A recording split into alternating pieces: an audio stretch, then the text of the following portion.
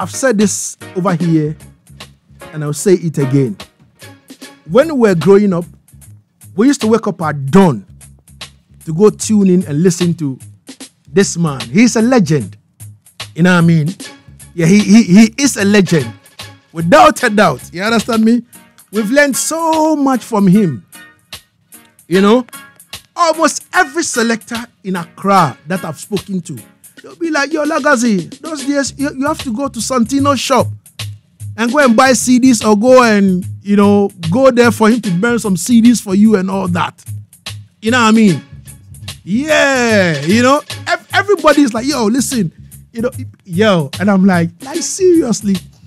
So it's like Santino, he has been in the middle of all this, you know, argument here and there, back and forth. Now, to talk about the history of sound system in Ghana from those days, even though we had the likes of the Skyhawks and all that kind of thing, I think Santino was the best person for us to call on to come sit here and then tell us about the history. As a matter of fact, we are in Ghana, man, so it didn't fit. You understand? And then we have Father Star also over here, who came to Ghana in 1995, went away, came back again, went away, and now he's back to stay. Easy. And Father Star was telling me that, yo, Lagazi, those days I used to play for Guinness Ghana Limited with my sound system and all the playing club beer and all that. You know what I mean? So he has also come to Ghana at one point in time, hold the other side of the culture, move it. You understand me? And now we have also moved it to another dimension. Let's go and welcome Father Star and Black Santino into the studio. Easy. Gentlemen, Father Star, you can put on the headset, you know, for us to, you know, feel the vibe. It's quite unfortunate that Joseph is still working on the software so that we can, you know, have you play. Easy. And we're still waiting on Elorm Beenie to also step in, you know. Yeah, man. So now you can check on Joseph and let's see how far the whole thing is going. Easy. Santino. Yes. Mr. General. Yo.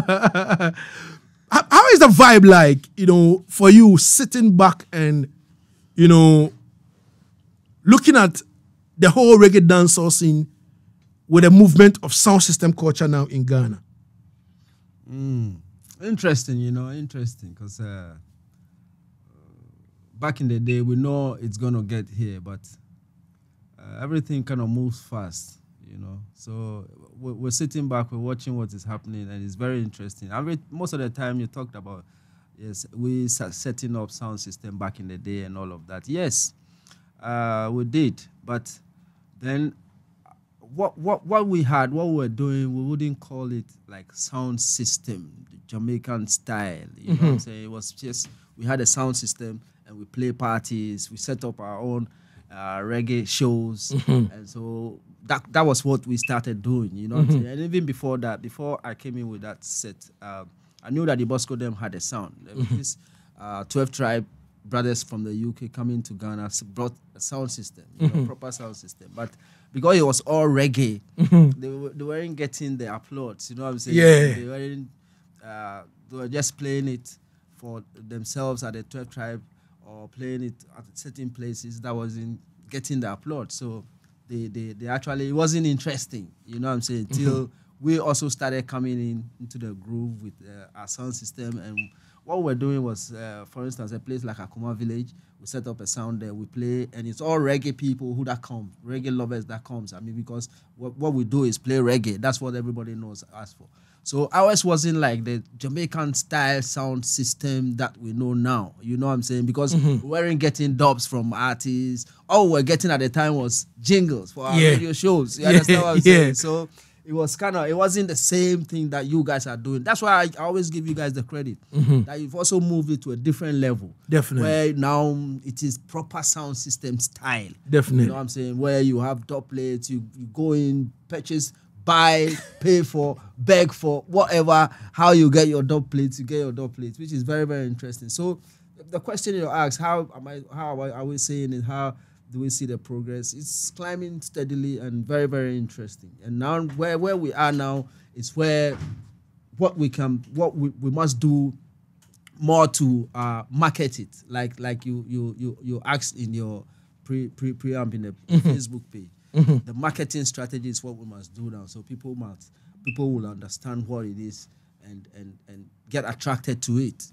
You know what I'm saying? But I would like to know from you, those days in Ghana, in terms of, like the sound system culture vibe, where we had the likes of, sound systems, you stringing up in maybe Akuma village and other places to play. Zoo and all them yeah. places. I mean, and all those places. How was it like? Was it like, you just set up for artists to just come and pass through and say a word or two, or it was that it had that same sound system flavor and feeling, but like I'm saying, we weren't just calling it sound system. This is my sound system. That sound like we weren't calling it just that, but it had that same style. Okay, because most of the time we set up, there's a mic space. Most of the time, back in the day, how we were playing. I play alongside Coach Abi, Yeah. Coach Abi might be on the decks. Yeah. I'll be on the microphone. Yeah. Sometimes I'm on the microphone. I'm on the decks. Coach I'll be on the microphone. Yeah. You know what I'm saying? Yeah. Or Daddy Bosco will come join in. That's how we play sometimes. So most of the time, it had that same flavor, that same sound system flavor with the selector, DJ, and all of that. So basically, it was yourself, Daddy Bosco, Coach Abi. Yes. And okay. a whole lot of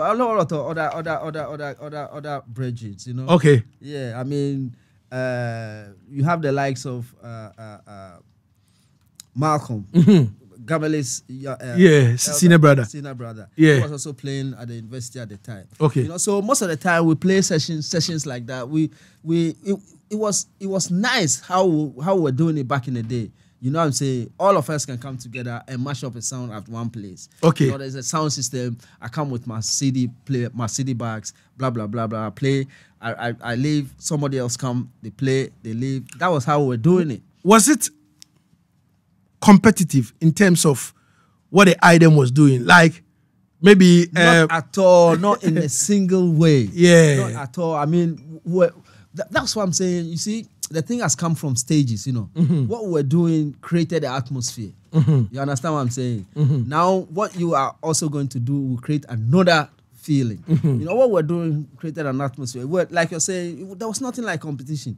When we're playing at Paradise nightclub, it was myself, Daddy Bosco, and Coach Abi.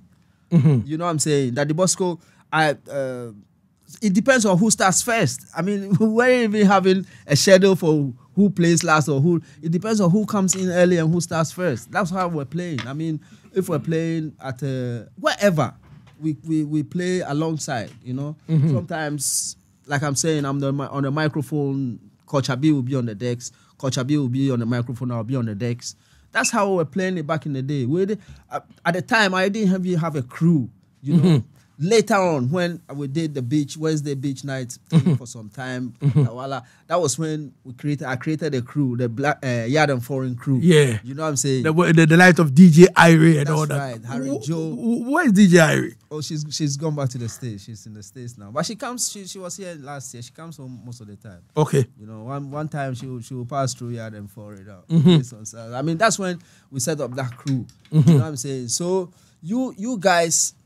And I mention your name anytime, anywhere. Legacy and the rest. You've created you've taken the thing to a different level where now it's a sound system. Definitely. That you're representing the sound system. You know what I'm saying? Definitely. Where you are cutting dubs, you are cutting specials and all of that, which is very, very interesting. For us, for me, we know those things. But like I'm saying, it was too much for us.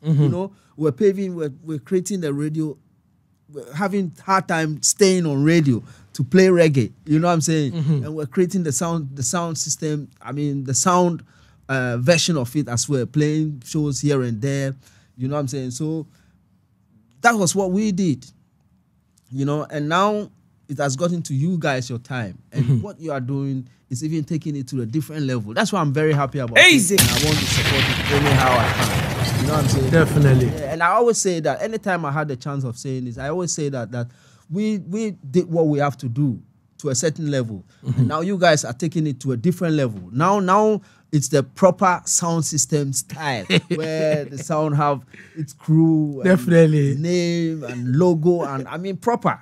You understand what I'm saying? Definitely. And that is how it must be. I mean, we can't do everything.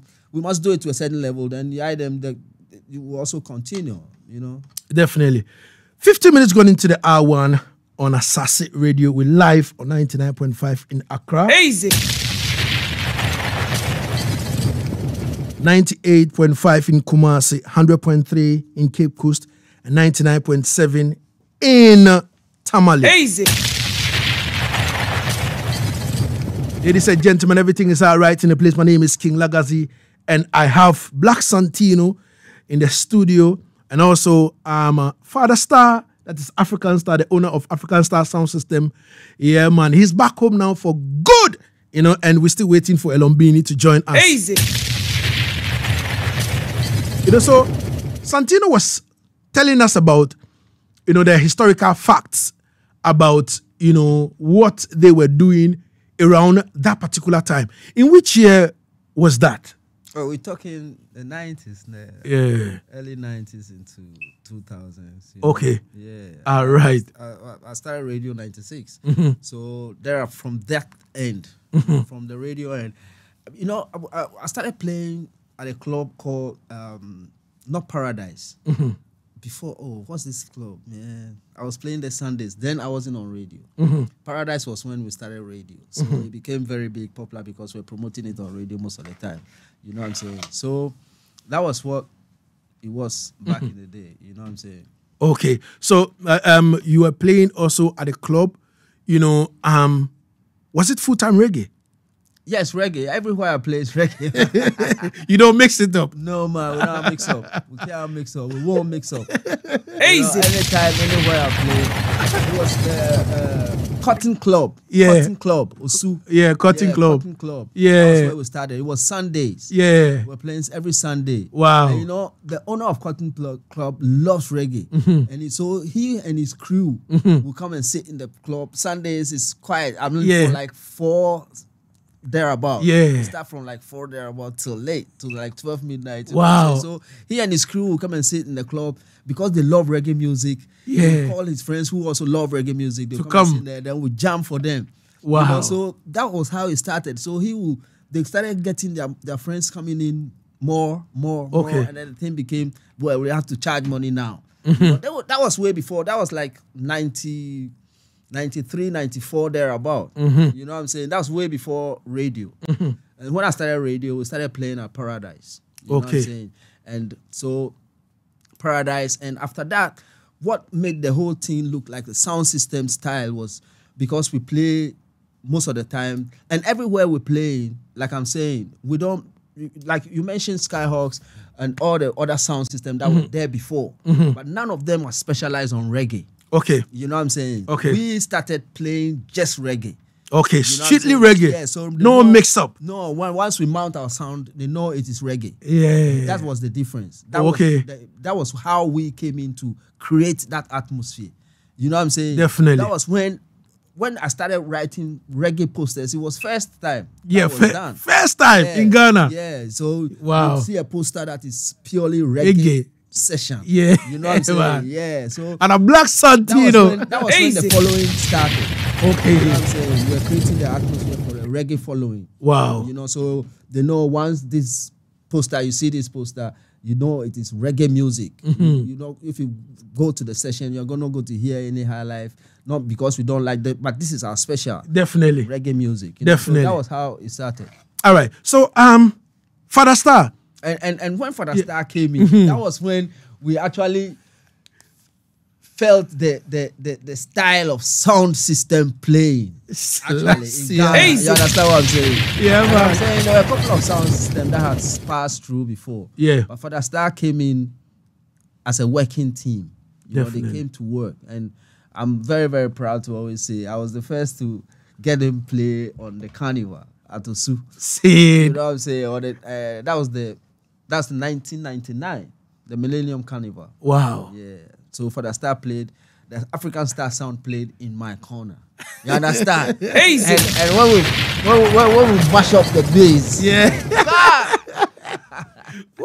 Asaase Radio. So, big up Father Star, you know. And Yeah, I'm man. glad he's here for this. Definitely. So, a lot of people might not know Father Star because Father Star, right now, we're live on 4 radio stations across the nation. So we are nationwide. People in the northern region, central region, Kumasi. You know what I mean? When I posted the flyer, people were asking me that, is African Star still alive? And I'm like, you mad? Yeah. Easy. I say one comment like that. Yeah. I'm like, are you serious? Yo, Father Star is here in living colors, man. Father Star, how are you doing? Give thanks. Yeah, man. How are you doing? Everything good? Yeah, man. Everything blessed? All good. All right. So, for those who don't know African Star, you know, for those who don't know that this man sitting down is responsible for the boss of the prophet Kiputan. For those who don't know, Not just him. a lot don't know, and I'm talking about Kiputan and other artists. This man sitting right in front of me, Father Star, is responsible for them. From Canada to Jamaica to Ghana, back to Canada, you know, back to Jamaica, to Canada, and to Ghana. Right now, he is home. Father Star, who exactly are you? You know, most people ask the same question. Yeah, They either ask, is he still alive? yeah, Is it the real one? yeah. Easy. Definitely. You see, when you're in the street, when you're young, it goes too far, you know, because all those kids grow up hearing about you and they're big man now. So they want to know, Definitely. been hearing about this guy all the time, but they don't know that your age difference wasn't too much from theirs. Definitely. So they grow up on you, you know. Definitely. Definitely. So for those who don't know you, who would you say you are? Like, if you talk about African Star, Father Star, Star Brown, who is the man? The man is an original artist. Saying, Go to selector, playing my own sound. Okay. Back then you have to have your own sound. definitely. Build your sound, play your sound. Go to Jamaica, turn to a producer. Come to Ghana, play some music. Try to wrap it up a couple times, but each time I say I quit, somebody's always drawing me out. Oh God. So how is it like? How is it like, Father Star, for you in terms of sound system? When you first started it and you went to Jamaica and you discovered the likes of Kiputan and the others, how was it like? How was the culture like? You know, as a small boy, I had sound system before I go to Canada to live. And when I go to Canada, I used to play my uncle's sound or play around it. 'Cause actually, it was my cousin that was playing it. But I could go up and show them that I know what's going on here, so they would allow me to play it sometime. He had a club. Then I just build my own sound. I see.